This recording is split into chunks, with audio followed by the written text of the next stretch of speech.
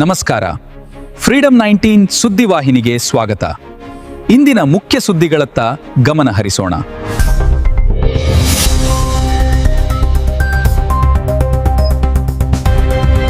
ನಮಸ್ಕಾರ, ನೀವು ನೋಡ್ತಾ ಇದ್ದೀರಾ ಫ್ರೀಡಂ 19 ನ್ಯೂಸ್ ಚಾನೆಲ್. ನಿಖರ ಮತ್ತು ಪರಿಶೀಲಿತ ನಿರಂತರ ಸುದ್ದಿಗಳನ್ನ ಜವಾಬ್ದಾರಿಯುತವಾಗಿ ತಲುಪಿಸುವಂತ ವಿಶ್ವಾಸಾರ್ಹ ಸುದ್ದಿ ವೇದಿಕೆ ಫ್ರೀಡಂ 19 ನ್ಯೂಸ್ ಚಾನೆಲ್ಗೆ ತಮಗೆಲ್ಲರಿಗೂ ಆತ್ಮೀಯವಾದಂತಹ ಸ್ವಾಗತ. ಬನ್ನಿ ಇವತ್ತಿನ ಸುದ್ದಿಗಳನ್ನ ನೋಡೋಣ.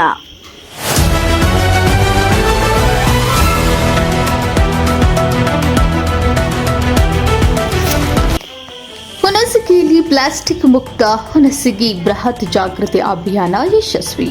ಯಾದಗಿರಿ ಜಿಲ್ಲೆ ಹುಣಸಗಿ ತಾಲೂಕಿನಲ್ಲಿ ಪರಿಸರ ಸಂರಕ್ಷಣೆಯ ಮಹತ್ವ ಸಾರುವ ಪ್ಲಾಸ್ಟಿಕ್ ಮುಕ್ತ ಹುಣಸಗಿ ಅಭಿಯಾನವನ್ನು ಅತ್ಯಂತ ಯಶಸ್ವಿಯಾಗಿ ಹಮ್ಮಿಕೊಳ್ಳಲಾಯಿತು. ಜಿಲ್ಲಾಡಳಿತ, ಜಿಲ್ಲಾ ಪಂಚಾಯಿತಿ, ಜಿಲ್ಲಾ ಪೊಲೀಸ್ ಇಲಾಖೆ, ಜಿಲ್ಲಾ ನ್ಯಾಯವಾದಿಗಳ ಸಂಘ, ನಗರಸಭೆ, ಶಿಕ್ಷಣ ಇಲಾಖೆ ಹಾಗೂ ಕಂದಾಯ ಇಲಾಖೆ, ಜಿಲ್ಲಾ ಮಾಲಿನ್ಯ ನಿಯಂತ್ರಣ ಮಂಡಳಿ, ಆಹಾರ ಮತ್ತು ನಾಗರಿಕ ಸರಬರಾಜು ಇಲಾಖೆ, ಜಿಲ್ಲಾ ಆರೋಗ್ಯ ಮತ್ತು ಕುಟುಂಬ ಕಲ್ಯಾಣ ಇಲಾಖೆ, ಶಶಿ ಚಾರಿಟೇಬಲ್ ಟ್ರಸ್ಟ್ ಮತ್ತು ಎಜುಕೇಷನ್ ಟ್ರಸ್ಟ್, ವಿಜಯ ವಿಠಲ ಸೇವಾ ಸಂಸ್ಥೆ ಹಾಗೂ ಇತರೆ ಸ್ಥಳೀಯ ಸಂಘ ಸಂಸ್ಥೆಗಳೊಂದಿಗೆ ಜಿಲ್ಲಾ ಕಾನೂನು ಸೇವೆಗಳ ಪ್ರಾಧಿಕಾರದ ನೇತೃತ್ವದಲ್ಲಿ ಹಾಗೂ ವಿವಿಧ ಇಲಾಖೆಗಳು ಮತ್ತು ಸಂಘ ಸಂಸ್ಥೆಗಳ ಸಹಯೋಗದಲ್ಲಿ ಈ ಅರ್ಥಪೂರ್ಣ ಕಾರ್ಯಕ್ರಮ ಜರುಗಿತು. ಈ ಕಾರ್ಯಕ್ರಮದಲ್ಲಿ ಸಾರ್ವಜನಿಕರಿಗೆ ಪರಿಸರ ಮಾಲಿನ್ಯದ ಕುರಿತು ಅರಿವು ಮೂಡಿಸಲಾಯಿತು.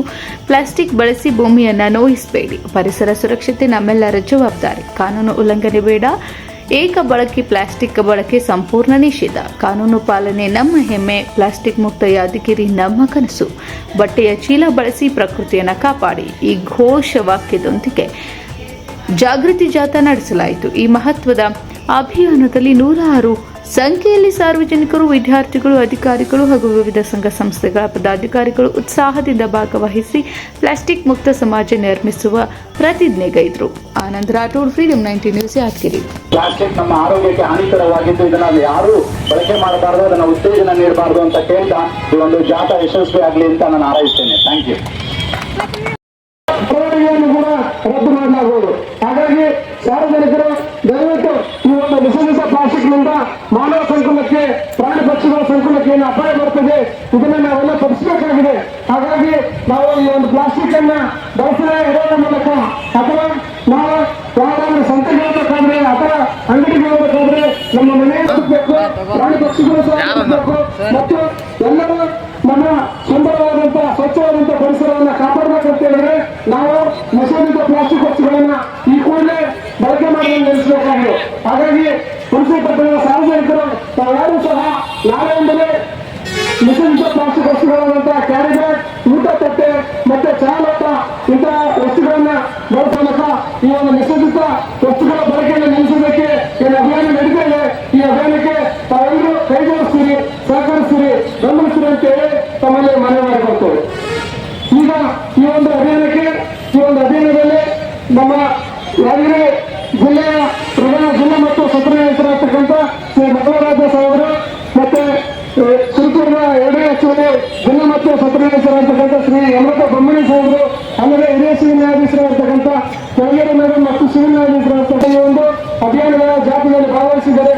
ಅವರು ಕೂಡ ನಾನು ಜಿಲ್ಲಾ ಕಾನೂನು ಸೇವಾ ಪ್ರಾಧಿಕಾರದಿಂದ ಹೃತ್ಪೂರ್ವಕ ಧನ್ಯವಾದಗಳು ಹೇಳ್ತೀನಿ. ಅಲ್ಲದೆ ಆಶಾ ಕಾರ್ಯಕರ್ತರು ಮತ್ತೆ ಶಾಲಾ ಮಕ್ಕಳು, ಅಲ್ಲದೆ ವಿವಿಧ ಸಂಘಟನೆಗಳ ಮುಖಂಡರು ಈ ಒಂದು ಅಭಿಯಾನದ ಜಾಥಾದಲ್ಲಿ ಭಾಗವಹಿಸಿದ್ರಿ. ತಮ್ಮೆಲ್ಲರಿಗೂ ಕೂಡ ನಾನು ಹೃತ್ಪೂರ್ವಕವಾದಂತಹ ಧನ್ಯವಾದಗಳು ಹೇಳ್ತೀನಿ. ಹಾಗಾಗಿ ಎಲ್ಲರೂ ನಾಳೆಯಿಂದಲೇ ಈ ಒಂದು ನಿಷೇಧಿತ ಪ್ಲಾಸ್ಟಿಕ್ ವಸ್ತುಗಳನ್ನ ಬಳಸಲಿಕ್ಕೆ ನಿಲ್ಲಿಸಬೇಕು. ಆ ಮೂಲಕ ಸ್ವಚ್ಛ ಮತ್ತು ಸುಂದರವಾದಂತಹ ಯಾದಗಿರಿ ಜಿಲ್ಲೆಯ ಅಭಿಯಾನ ನಡೀತಿದೆ.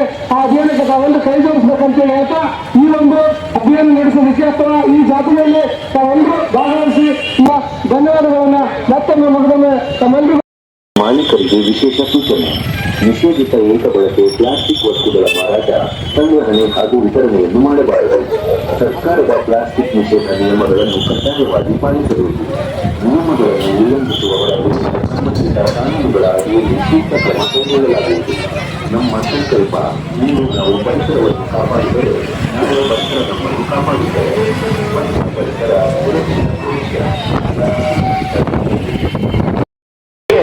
ನಮ್ಮ ಯಾದಗಿರಿ ಜಿಲ್ಲೆ ಜಿಲ್ಲೆಯಲ್ಲಿ 8ನೇ ದಿನ ನಡೀತಾ ಇದೆ. ಈಗಾಗಲೇ ಯಾದಗಿರಿ ನಗರದಲ್ಲಿ, ಶಹಾಪುರ, ಸುರಪುರದಲ್ಲೂ ನಡೆಸಿದ್ದೇವೆ. ಇದು ನಮ್ಮ ಹುಣಸಗಿ ಇಲ್ಲಿಗೆ ನ್ಯಾಯಾಲಯ ಸ್ಥಾಪನೆ ಹೊಂದಿರುವುದು ಸಹ ನ್ಯಾಯಾಲಯ ಇನ್ನೂ ಸ್ಥಾಪನೆ ಆಗಿಲ್ಲ. ಆದ್ರೂ ಸಹ ಇದು ನಮ್ಮ ಜಿಲ್ಲೆಯ ಒಂದು ಭಾಗ ಆಗಿದೆ. ಈ ಒಂದು ಜಿಲ್ಲೆಯಲ್ಲೂ ಈ ಒಂದು ತಾಲೂಕಿನಲ್ಲೂ ಸಹ ಜಾಗೃತಿ ಮೂಡಿಸಬೇಕಾದಂತ ಅತಿ ಅವಶ್ಯಕತೆ ಇದೆ. ಈಗಾಗಲೇ ನಮ್ಮ ಸದಸ್ಯ ಕಾರ್ಯದರ್ಶಿಗಳು ಈ ಒಂದು ಪ್ಲಾಸ್ಟಿಕ್ ಬಳಕೆಯಿಂದ ಆಗುವಂತ ಪರಿಣಾಮಗಳ ಬಗ್ಗೆ ಹೇಳಿದ್ದಾರೆ. ಇದು ಪರಿಣಾಮ ಹೆಚ್ಚಿರೋದ್ರಿಂದ ಆರೋಗ್ಯದ ಮೇಲೆ ಕೇವಲ ಮನುಷ್ಯನಿಗೆ ಮಾತ್ರ ಅಲ್ಲ, ಪ್ರಾಣಿ ಪಕ್ಷಿಗಳಿಗೂ ಸಹ ಜೀವಕ್ಕೆ, ಆರೋಗ್ಯಕ್ಕೆ ಕುಂದುಂಟು ಮಾಡುವಂತ ಒಂದು ಪರಿಣಾಮವನ್ನು ಹೊಂದಿದೆ. ನಮ್ಗೆ ಇದಕ್ಕೆ ಸಂಬಂಧಪಟ್ಟ ಇದ್ರೂ ಸಹ 40 ವರ್ಷಗಳ ಹಿಂದಿನ ಕಾನೂನು ಇದ್ರೂ ಸಹ ನಾವು ಇಲ್ಲಿವರೆಗೆ ಪ್ಲಾಸ್ಟಿಕ್ ಅನ್ನ ಬಳಕೆ ಮಾಡ್ತಾನೆ ಬರ್ತಿದ್ದೇವೆ. ಅದರಲ್ಲೂ ಮುಖ್ಯವಾಗಿ ಏಕ ಬಳಕೆಯ ಪ್ಲಾಸ್ಟಿಕ್ ಆರೋಗ್ಯಕ್ಕೆ ತುಂಬಾ ಹಾನಿಕರವಾಗಿದೆ. ಈ ಒಂದು ಬಳಕೆಯನ್ನ ಮುಂದುವರಿಸಿದ್ರೆ ಮುಂದಿನ ವಾರದಿಂದಲೇ ಈ ಒಂದು ನಾಳೆಯಿಂದಲೇ ದಂಡವನ್ನ ವಿಧಿಸುವಂತ ಒಂದು ಕಾನೂನು ಜಾರಿಯಾಗುತ್ತೆ. ನಾಳೆಯಿಂದ ದಂಡದಿಂದ ಪ್ರಾರಂಭ ಆಗುವಂಥದ್ದು. ಅದನ್ನ ವಾಣಿಜ್ಯ ಉದ್ದೇಶಗಳಿಗೆ ಬಳಕೆ ಮಾಡಿದ್ರೆ 5 ವರ್ಷಗಳವರೆಗೆ ಶಿಕ್ಷೆ ಕೊಡುವಂತ ಒಂದು ಅವಕಾಶನೂ ಸಹ ಇದೆ. ಕ್ರಿಮಿನಲ್ ಪ್ರಕರಣಗಳು ಸಹ ದಾಖಲಾಗುತ್ತೆ.